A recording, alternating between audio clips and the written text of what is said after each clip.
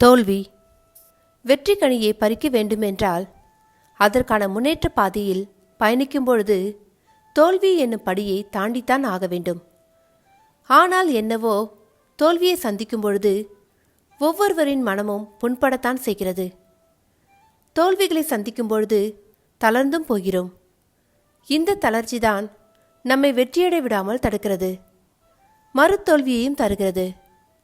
நம்மிடம் இருக்கும் அறியாமை, கவன சிதறல்கள், பலவீனங்கள் போன்றவற்றை உணர்த்தி யார் மீண்டெழுந்து போராடப் போகிறார்கள் என்பதை உணர்த்தவே தோல்வியை நமக்கு தருகிறது இயற்கை.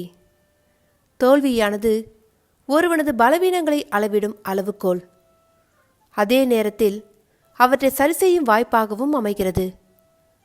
அனைத்து தோல்விகளும் ஏதோ ஒரு வகையில் வாழ்க்கைக்கு தேவையான அனுபவ பாடங்களை சொல்லித்தந்துதான் செல்கிறது. தோல்வி தடங்கள் என்பது எல்லாம் தற்காலிகமான வெறும் சரிவுகள்தான்.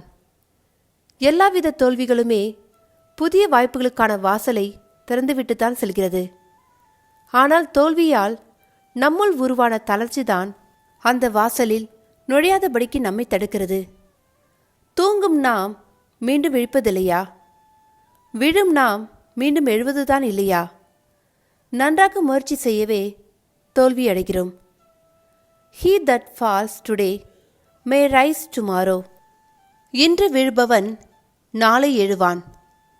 இன்று தோல்வியை சந்திப்பவன் நாளை வெற்றிக்கனியை பறிப்பான். தோல்வியை சந்தித்த தோல்வியாளனுக்கு எப்பொழுதும் அனுபவம் இரண்டு இருக்கும். ஒன்று தோல்வியை சந்தித்தது, மற்றொன்று வெற்றியை சந்திப்பது. வெற்றி பெறும் வெற்றியாளனுக்கு ஒரே ஒரு அனுபவம் மட்டும்தான், அது வெற்றியை சந்தித்தது மட்டும்தான்.